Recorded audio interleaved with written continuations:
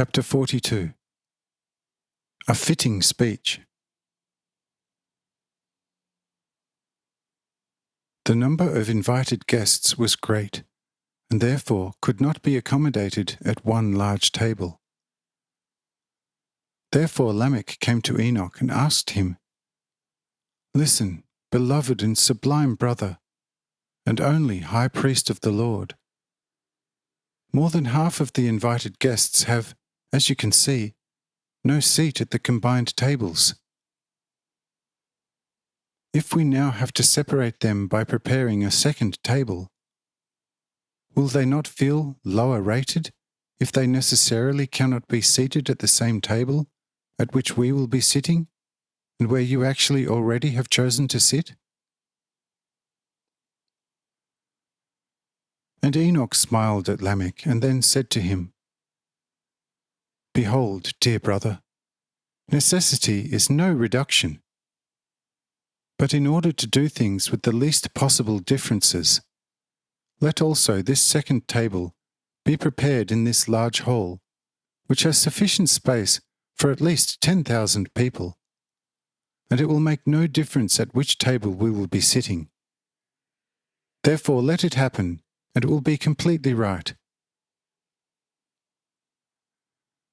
And Lamech saw that it was good, and therefore ordered his servants to set up everything as Enoch has advised him to do.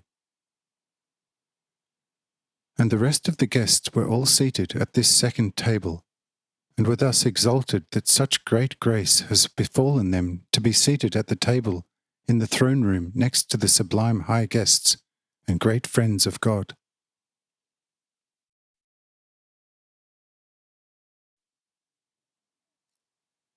When Lamech heard the cheering that such an arrangement was so well received, he himself became cheerful and full of happiness, and also sat at the table where Enoch and Lamech of the heights already had taken a seat. Thus everything was in order. The food was served, and from all guests' hearts and mouths a loud praise was offered to the Lord. The tables were then blessed by Enoch in the name of the Lord, and all reached with their hands for the blessed food, and ate and drank, with here and there loud audible praises to the Lord.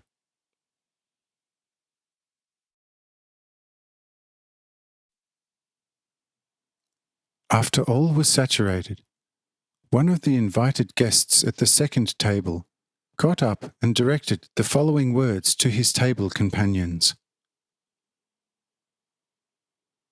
"Brothers, friends, and sisters,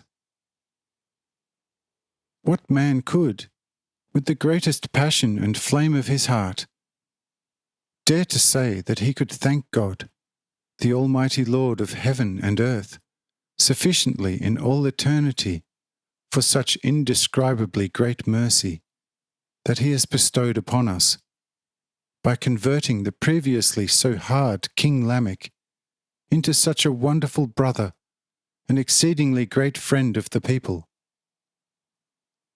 Indeed, I cannot think of anything greater.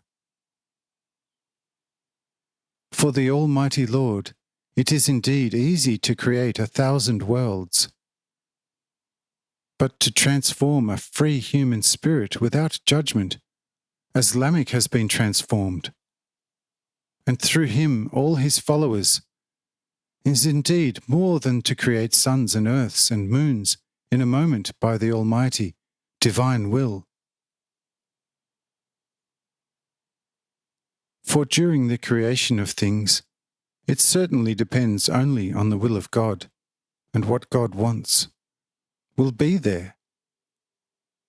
A single by him pronounced Almighty, let it be, is sufficient, and countless suns and worlds already turn in their immense orbits before the eyes of the Almighty Master. But with the free spirit, the Almighty let it be is already a judgment, which is the death of the spirit.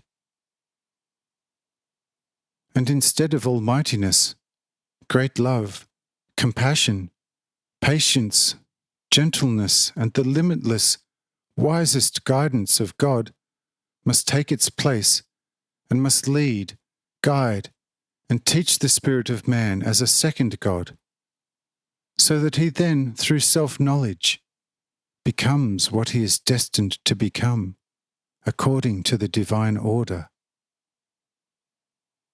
And that is more than creating worlds and suns. Oh, therefore the Lord should be praised and loved by us all as he has not been loved and praised until now, since only now do we realize the greatness of God. Get up, brothers.